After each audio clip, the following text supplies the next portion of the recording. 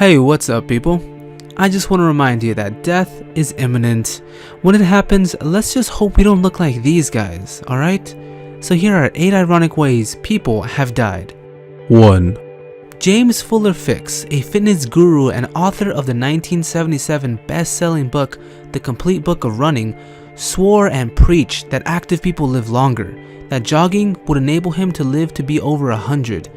And then he died of a massive heart attack at the age of 52 while jogging. He made it halfway at least, but there's an excuse you can give your doctor on why you're not exercising every day. I just don't want to die. That's it. 2. Jerome Moody was one of about 200 people to attend a party at the New Orleans City Pool.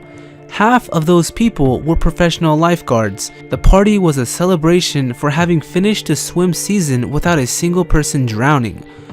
Well, you can see where this is going. That night, Jerome drowned and was found at the bottom of the deep end of the pool. Not only were there 100 certified lifeguards around, there were 4 active lifeguards on duty at that party. And no one saw that fully clothed man walk into the pool and just not get out. I love this quote from a newspaper that talked about this. The lifeguards were really upset. Yeah, I would hope so. They should be ashamed. They should all be relieved of their whistles. 3. The man named Draco the Lawgiver was known for bringing law and order to Athens, Greece with the draconian law. To sum up his laws, pretty much any criminal offense was met with death. But despite these harsh laws, he was still very popular with his fellow citizens. So popular, in fact, that the citizens of Athens honored Draco with a grand dinner.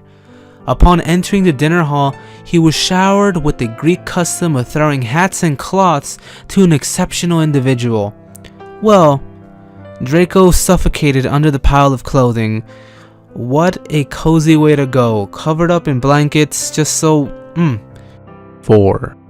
In 1911, Bobby Leach became the second person to survive a trip over Niagara Falls in a barrel, the first being Annie Edison Taylor in 1901. Leach survived this deadly stunt but spent several months in the hospital recovering from the injuries. A couple of years later in 1926, he slipped on an orange peel and died. That's it.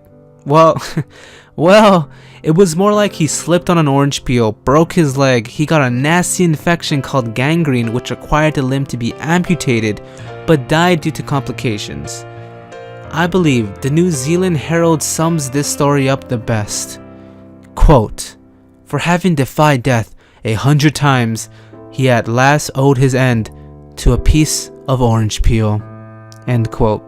What a daring life he has lived. 5. Alexander Bogdanov was a Soviet physician and philosopher who believed that people died because their blood wore out.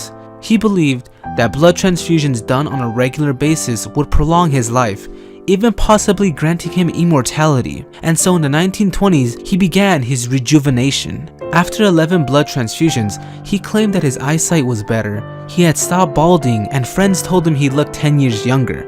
But on his last blood transfusion, he contracted malaria and tuberculosis from an infected student and died. The student survived luckily, but he died. He was so close to being immortal. 6. Michael Anderson Godwin, a convicted killer imprisoned at the Central Correctional Institution in Columbia, South Carolina, was sentenced to be executed by the electric chair. But a successful appeal overturned the death sentence in favor of life in prison. Well, one day while sitting down on his shiny metal toilet, he was trying to fix a pair of earphones connected to his TV when he bit into an open wire and was electrocuted in his jail cell. 7. It was the 9th of May, 1864, during the Civil War. General John Sedgwick was at the Battle of Spotsylvania Courthouse. The Confederate sharpshooters were about 1,000 yards away, taking shots at his staff and artillerymen.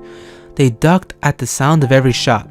The general rode in, shaming the soldiers for getting scared, saying, "Men dodging this way for single bullets, what will you do when they open fire along the whole line?" Despite his motivational pep talk, his men continued to flinch and the general said, "Why are you dodging? They couldn't hit an elephant at this distance." Unfortunately for him, He was shot moments later under his left eye and fell down dead. 8, 17-year-old Michael Doucet was honored as the nation's safest teenage driver in the summer of 1989. The following year, on February the 24th, he died from a car accident. Reports say he may have fallen asleep at the wheel before his car slammed into another car, killing himself and another person. When he won the competition for safest teen driver, he said it was like a driver's test, only a lot harder. You need to concentrate and be aware of many things. Not anyone can do that. Not anyone indeed, Doucet. Not anyone. But that's all the ironic deaths we have for today. Thank you for watching. I hope you have enjoyed. Make sure you slap that like button if you did. And if you are new, subscribe to get notified when we upload future videos. Until then, my fellow people, I'll catch you on the next one.